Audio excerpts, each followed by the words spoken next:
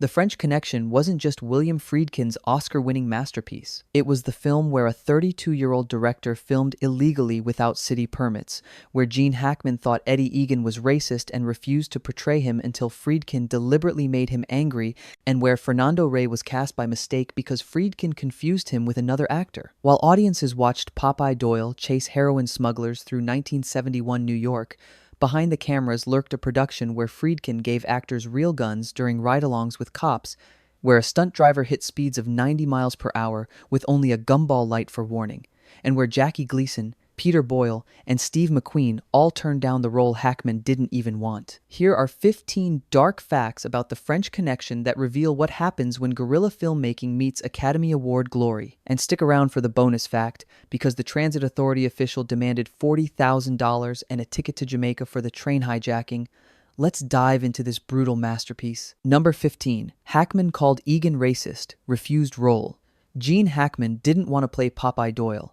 When Friedkin sent him to shadow real detective Eddie Egan, Hackman returned disgusted. He felt Egan was racist. Hackman told Friedkin he didn't want to portray that kind of man. This created a massive problem. Hackman was contracted but morally opposed to the character. Friedkin recognized he needed Hackman angry to channel Popeye's rage. So instead of saying cut after scenes, Friedkin would tell Hackman he better find a day job because this isn't working out. The director deliberately antagonized his star, pushing buttons to generate authentic fury. Hackman seethed with resentment at Friedkin, at Egan, at the role. That anger became Popeye's defining characteristic. The performance that won Hackman his first Oscar came from genuine rage at being forced to embody someone he despised. Friedkin's manipulation worked brilliantly, but Hackman never forgave the experience. Number 14. Friedkin cast Fernando Rey by mistake. Friedkin wanted to cast that French guy from Belle de Jour. He sent casting agent Robert Weiner to find him. Weiner called back saying the actor was Fernando Rey and he was available. Friedkin hired Rey sight unseen and flew him to New York. When Friedkin picked Rey up at the airport, he realized immediately this wasn't the actor he'd been thinking of. The actor from Belle de Jour was Francisco Rabal, not Fernando Rey. But Rey was already there, contracted and paid. Friedkin was stuck. The mistake became fortunate. Rey brought unexpected elegance to Alain Charnier, making the French criminal mastermind sophisticated rather than thuggish. But the casting was pure accident. Friedkin's inability to remember an actor's name led to one of cinema's most memorable villains. The error demonstrates how randomness shapes film history. The performance audiences remember came from mistaken identity. Number 13. 9 actors refused Popeye before Hackman. Before Hackman, Friedkin considered Paul Newman too expensive. Jackie Gleason, Peter Boyle, Jimmy Breslin, Steve McQueen, Charles Bronson, Lee Marvin, James Caan, and Robert Mitchum. Gleason was considered box office poison after Gigot flopped. Boyle declined out of moral disapproval of the film's violence. Breslin refused to drive a car as Popeye does in the chase scene. McQueen didn't want another cop film after Bullet and his fee was too high. Bronson, Marvin, Caan, and Mitchum all turned it down. Friedkin nearly settled for Rod Taylor before Hackman's agent Sue Mengers convinced him. Hackman was literally the last man standing after 9 rejections. The role nobody wanted won him an Oscar. Hollywood's Unwanted became cinema's most iconic cop. The rejection parade validated Hackman's initial reluctance. If 9 bigger stars said no, maybe there was reason. Number 12. Friedkin filmed without permits except train. When asked how he got permits to film in New York, Friedkin laughed. What are they? The only permitted filming was the elevated train. Everything else, street chases, bar raids, surveillance scenes, was shot guerrilla style without city authorization. Friedkin and producer Philip D'Antoni simply filmed wherever they wanted. Gambling the city wouldn't stop them. The car chase through Brooklyn streets? Illegal. The subway scenes? Unauthorized. The bar-busting sequence? No permits. Friedkin's documentary background taught him to shoot fast and ask permission never. The approach saved money and created authentic New York grit impossible with official cooperation. But it was also reckless. Had police shut them down mid-production, the film would have died. Friedkin's gamble paid off, establishing guerrilla filmmaking as viable for major studio productions. His illegal methods became the template for capturing urban realism. Number 11. Hackman and Scheider got real guns during police ride-alongs. Friedkin arranged frequent ride-alongs for himself, Hackman, and Scheider, with real detectives Eddie Egan and Sonny Grasso. These weren't passive observations. During bar raids, Egan would hand Friedkin his .38. Here, watch the back. Friedkin stood armed while Egan conducted frisks. He did the same with Hackman and Scheider. giving them loaded firearms during actual police work. The actors learned to frisk suspects properly, bust into establishments, and handle weapons while watching real narcotics detectives work dangerous streets. Friedkin saw these raids 3-4 nights a week. They became research and rehearsal simultaneously. The blurred line between performance and policing terrified the actors, but created authenticity no script could provide. Hackman and Scheider handled real guns while observing real criminals. The experience shaped every frame of their performances. Method acting through actual police work. Number 10. Stunt driver hit 90 miles per hour with only gumball light warning. The famous car chase required stunt coordinator Bill Hickman to drive 26 blocks under the Stillwell Avenue L tracks. Hickman hit speeds up to 90 miles per hour with only a police gumball light on the car's roof to warn pedestrians. No road closures, no safety barriers, no permits. Just a flashing light and Hickman's skill between death and cinema. The sequence was shot live on Brooklyn streets with actual traffic and pedestrians. People diving out of the way weren't extras, they were real New Yorkers reacting to a speeding car. The danger was genuine. Friedkin needed speed and visceral terror, so he filmed recklessly, gambling nobody would die. The chase became cinema's most famous because audiences sensed real danger. That wasn't movie magic. It was a stunt driver risking his life and others' lives for footage. The sequence could have easily ended with manslaughter charges. Number 9. The film went $300,000, over $1,500,000 budget. National General Pictures dropped the project. Richard Zanuck and David Brown offered Fox distribution with a $1,500,000 budget. The film finished at $1,800,000, $300,000 over budget. The overages came from Friedkin's perfectionism and location shooting complications. Cold weather delayed filming. The illegal chase sequence required multiple takes. Friedkin demanded endless coverage, pushing the schedule. The budget overrun worried Fox executives who'd greenlit an unproven director working without permits. But the investment paid off.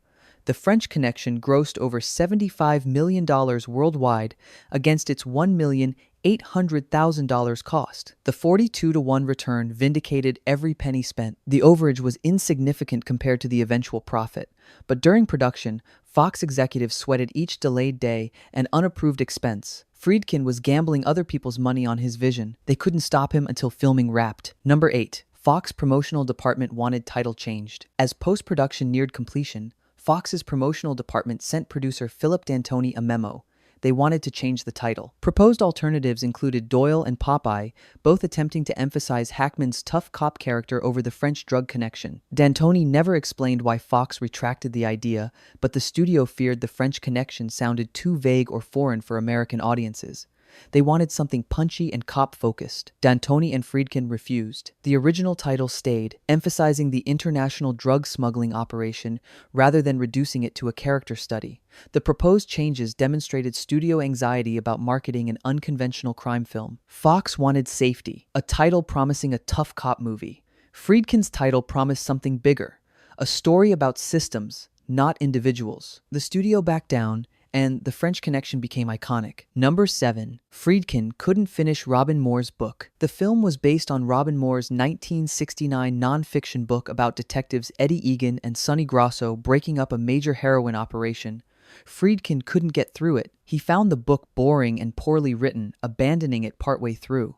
What interested Friedkin wasn't Moore's narrative, but the actual street-level existence of narcotics detectives.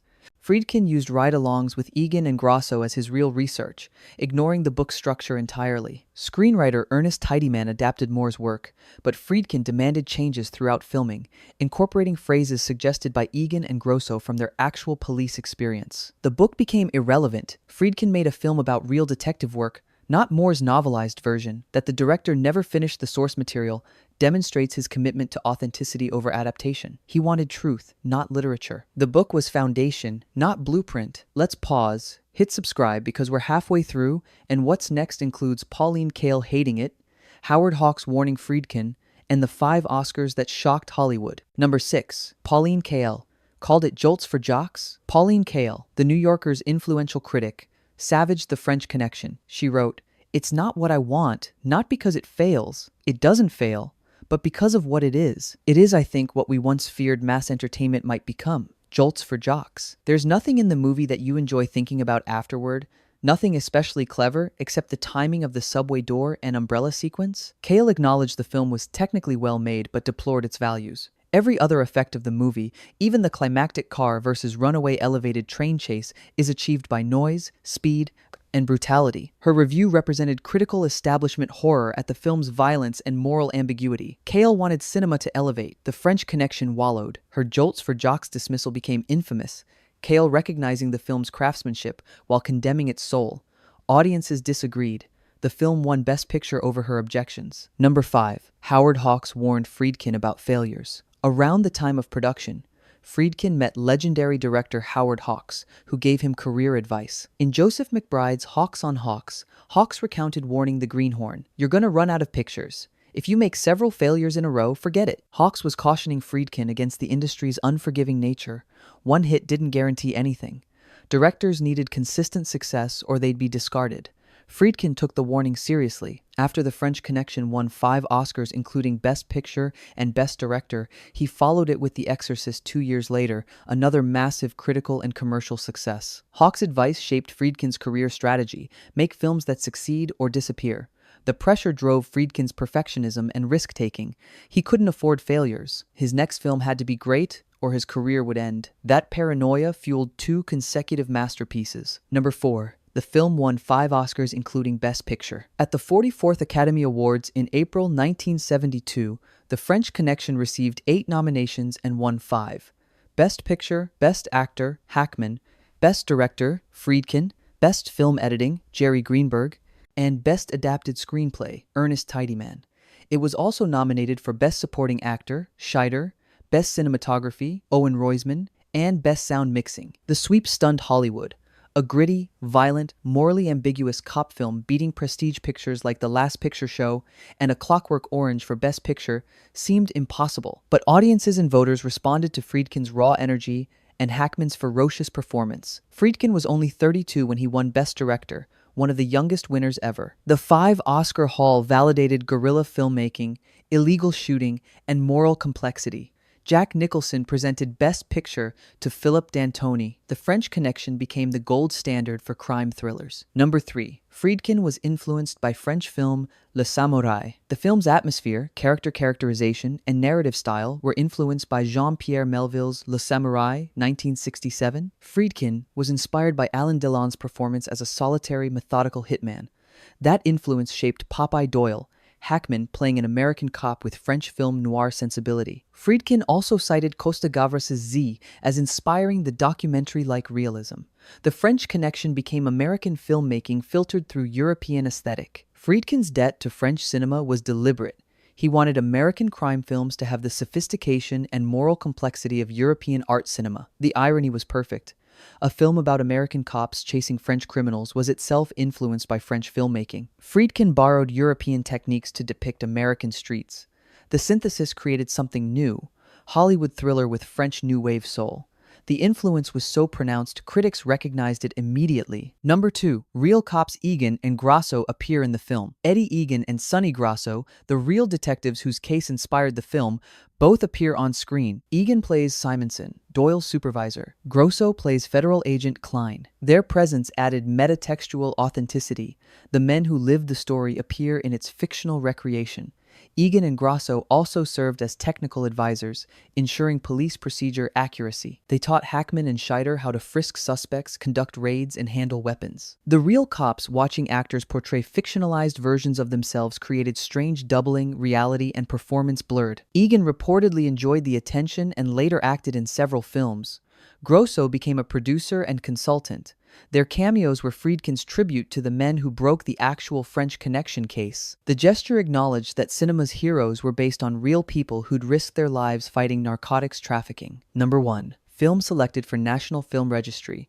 In 2005. In 2005, The French Connection was selected for preservation in the United States National Film Registry by the Library of Congress as culturally, historically, or aesthetically significant. The designation came 34 years after release, validating the film's enduring importance despite Pauline Kael's dismissal. The registry recognition acknowledged the French Connection's influence on crime cinema, every gritty cop thriller since owes debt to Friedkin's template. The documentary-style cinematography, morally ambiguous protagonist, and visceral action sequences became genre standards. The film's preservation ensures future generations can study how Friedkin revolutionized American filmmaking by importing French techniques, filming illegally, and trusting audiences to accept flawed heroes. Registry status confirmed what audiences knew in 1971. This wasn't jolts for jocks, it was cinema permanently altering how crime stories could be told. The film nobody wanted to star in became cinema history requiring government preservation. Bonus fact: transit official demanded $40,000 plus Jamaica ticket. When Friedkin and D'Antoni approached the New York Transit Authority's head of publicity about hijacking an elevated train for the chase sequence, he told them they were crazy. The official explained, "First of all, there's never been an elevated train that was hijacked. There's never been a train crash on the elevated system in New York. It just would be really difficult." D'Antoni asked how difficult. The official replied, $40,000 and a one-way ticket to Jamaica. The demand wasn't negotiation, it was extortion. The transit authority official wanted to be paid and shipped out of the country before approving something that could kill people and destroy public property. Friedkin and D'Antoni paid the $40,000. Whether they provided the Jamaica ticket remains unclear. The official greenlighted the most dangerous sequence in the film for bribe money. The arrangement exemplified 1970s New York corruption. Everything had a price, even permission to stage train hijackings. The $40,000 bribe bought footage worth millions. The French Connection premiered October 9, 1971 as William Friedkin's second feature. 9 actors refused the lead before Hackman accepted and immediately regretted it. Friedkin deliberately antagonized Hackman to generate Popeye's rage. Fernando Rey was cast by mistake when Friedkin confused him with another actor. The production filmed illegally without permits. Stunt drivers hit 90 miles per hour on live Brooklyn streets. Real detectives gave actors loaded guns during police raids. The film went $300,000 over budget. Fox wanted to change the title to Doyle. Pauline Kael called it jolts for jocks. Howard Hawks warned Friedkin about making failures. The French Connection won 5 Oscars, including Best Picture, shocking Hollywood by beating prestige films with a violent, morally ambiguous cop thriller. 33 years later, it entered the National Film Registry. The film nobody wanted became required preservation. The illegal guerrilla production became the gold standard. The performance Hackman didn't want to give won him an Oscar. The actor cast by mistake became iconic. 53 years later, The French Connection endures as proof that breaking rules creates better cinema than following them. Every gritty cop film since owes debt to Friedkin's illegal, reckless, brilliant production. The car chase, filmed without permits, became cinema's most famous. The performance born from authentic fury became the template for flawed heroes. If you survived this ride through New York's nightmare streets, hit subscribe because cinema history is built on directors who film illegally and actors who hate their roles. Drop a comment telling me if Kael was right calling it jolts for jocks. And remember, some films follow rules, others make history by ignoring them. Popeye Doyle picked his feet. Friedkin picked his battles. Both won.